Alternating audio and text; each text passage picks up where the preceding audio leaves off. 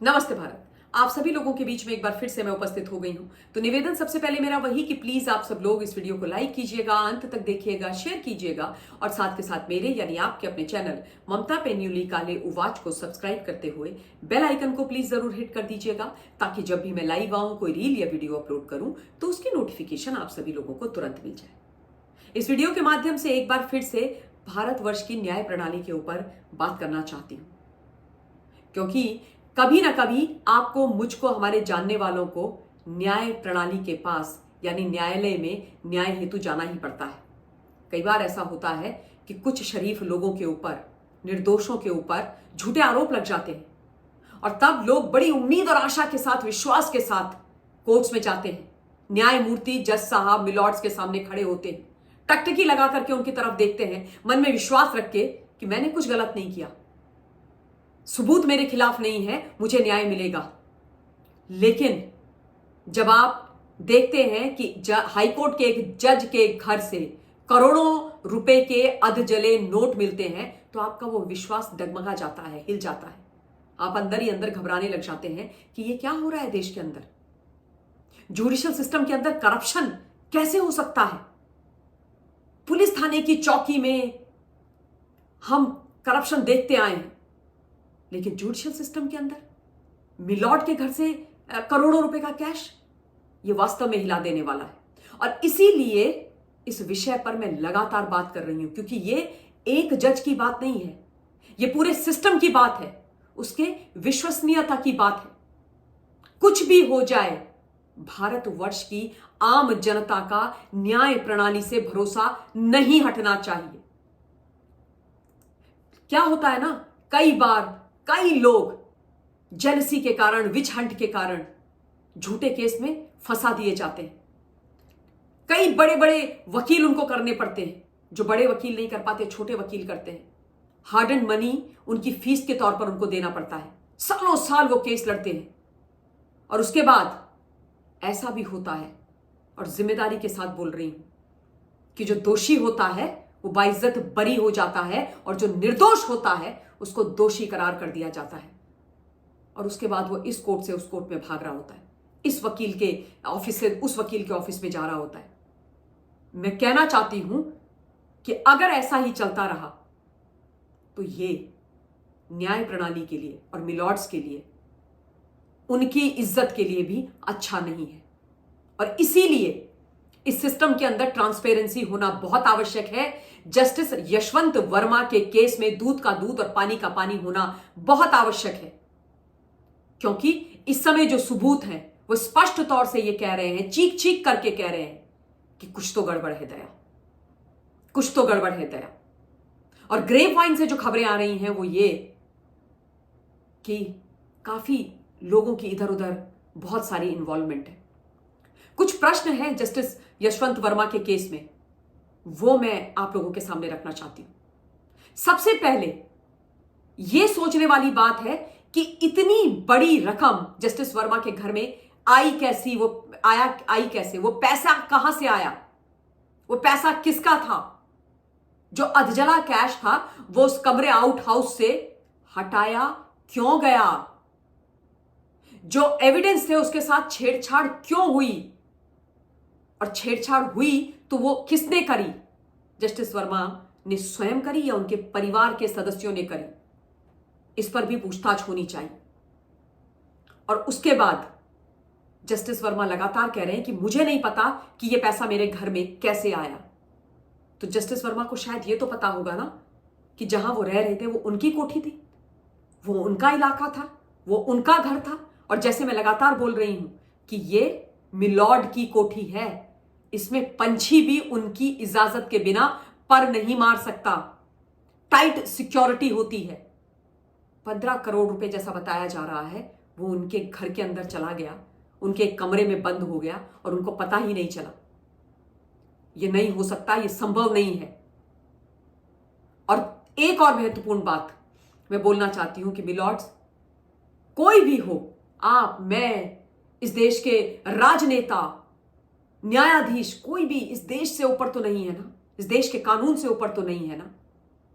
तो फिर जो हमारे जजेस हैं वो लोकपाल के तहत क्यों नहीं है? क्यों वो लोकपाल के अंदर आ सकते हैं? क्यों वो अपने असेट्स नहीं डिक्लेयर कर सकते? क्यों नहीं उनको करना चाहिए? करेंगे तो ट्रांसपेरेंसी होगी, ट्रांसपेरेंसी होगी तो विश्वास रहेगा, विश्वास रहेगा तो इस प्रकार के प्रश्न ही नहीं आएंगे।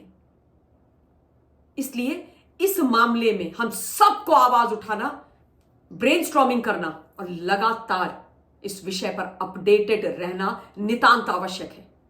याद रखिएगा, यह आपके और आपके आने वाली पीढ़ियों के भविष्य का सवाल है। और ऐसा नहीं है कि पहली बार किसी न्यायमूर्ति के ऊपर भ्रष्टाचार का आरोप लग रहा है और उनके ऊपर इंक्वायरी सेटअप की जा रही है। यह हो चुका है 90s के दशक में भी। कल शाम का जो मैंने लाइव किया था उसमें डिटेल्स दी हैं, उसको सुन लीजिएगा।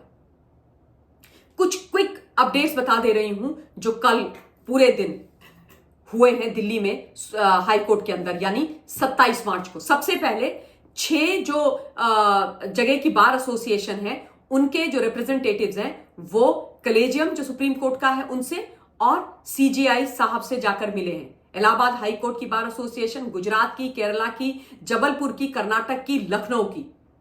और उन्होंने यही बोला है कि जस्टिस यशवंत वर्मा का जो इलाहाबाद हाई कोर्ट में ट्रांसफर किया गया है उसको रद्द कर देना चाहिए। इस मामले के अंदर फेयर इन्वेस्टिगेशन होनी चाहिए। जो भ्रष्टाचार है उस भ्रष्टाचार को खत्म होना चाहिए जुडिशियल सिस्टम के अंदर, ताकि लोगों का भरोसा सिस्टम के अंदर बना रह सके। और किसी भी कीमत पे उनका कहना है कि भाई हम भ्रष्टाचार को स्वीकार नहीं करेंगे। उन्होंने जो अनिल तिवारी हैं इलाहाबाद हाई कोर्ट के बार एसोसिएशन के अध्यक्ष, उन्होंने ये बोला है कि भाई हमें अपने सीजीआई पर भरोसा है और हम उम्मीद कर रहे हैं कि things will fall in place completely. इसके अलावा उन्होंने ये बोला है कि भाई हमारी करप्शन के खिलाफ जो लड़ाई आरंभ करी है हमने, इंडेफिनिट स्ट्राइक आदि की, उसको वो कहते हैं कि मैं लगातार जारी रखूंगा क्योंकि करप्शन किसी भी कीमत पे टॉलरेट हम नहीं करेंगे। And hats off to you mister Tiwari, full support to you.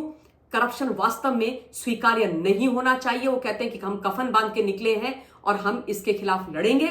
और इसीलिए मैं कह रही हूं कि अगर मिस्टर अनिल तिवारी लड़ सकते हैं, जिनका करियर भी बाय द वे स्टेक पर है, सीनियर लॉयर हैं वो इलाहाबाद हाई कोर्ट के, तो आपको मुझको हम सबको बोलना बहुत आवश्यक है।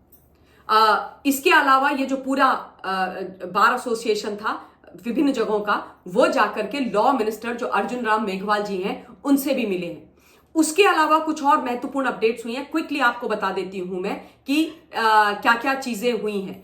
एक तो जो सुप्रीम कोर्ट की कोलेजियम है उसने ये स्पष्ट कर दिया है कि जस्टिस वर्मा का जो ट्रांसफर है वो इलाहाबाद हाई कोर्ट में जो हुआ है वो एज इट इज रहेगा, लेकिन वो इलाहाबाद हाई कोर्ट में जाकर के भी कोई जो न्यायिक काम है वो नहीं करेंगे। यानी कोई भी रोस्टर में उनको नहीं रखा जाएगा, डी रोस्टर उनको वैसे ही रखा जाएगा जैसे दिल्ली हाई कोर्ट में रखा जाएगा।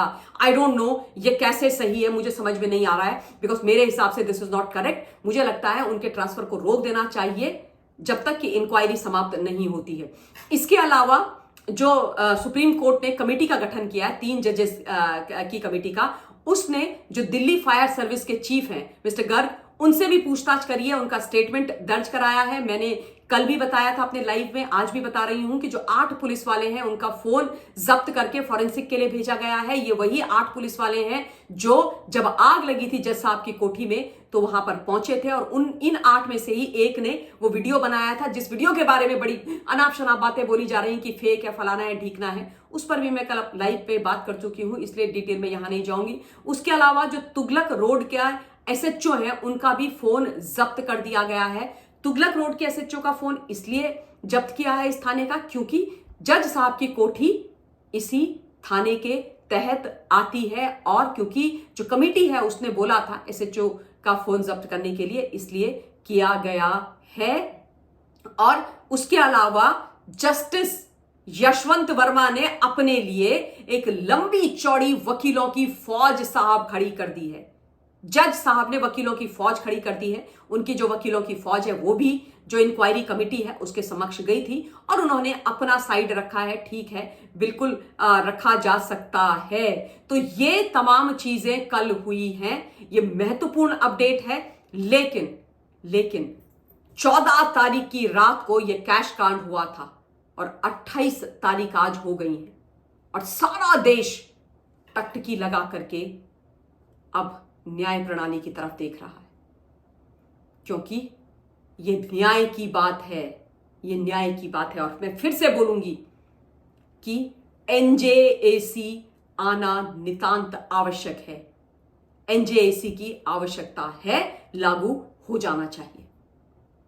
इन क्विक अपडेट्स के साथ इस वीडियो के लिए इतना ही। सत्यमेव जयते।